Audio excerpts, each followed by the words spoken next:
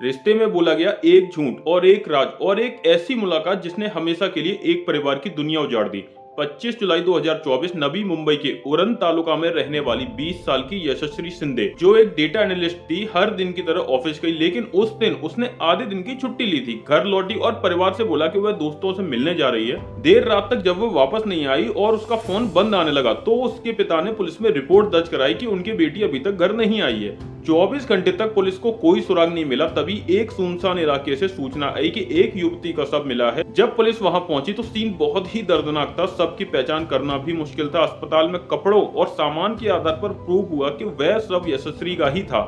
एक पल में माता पिता की सारी उम्मीदें टूट गईं। अब सवाल ये था कि आखिर किसने और क्यों इतनी बेरहमी से यशस्वी की हत्या की है। जांच शुरू हुई तो पुलिस को साल 2019 की एक पुरानी घटना का पता चला।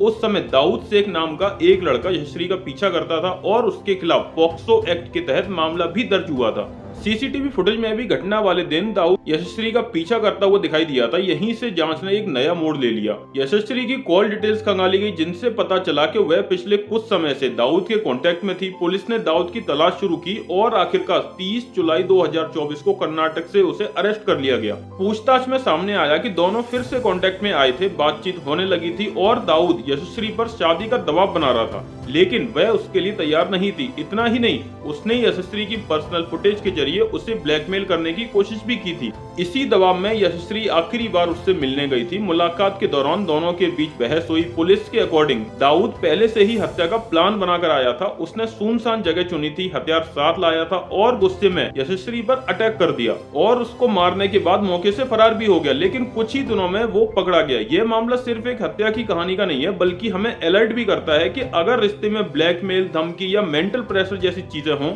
तो वहां से निकल जाना ही बेस्ट ऑप्शन होता है और चुप रहने की बजाय तुरंत अपनी फैमिली या फिर पुलिस की हेल्प लेनी चाहिए।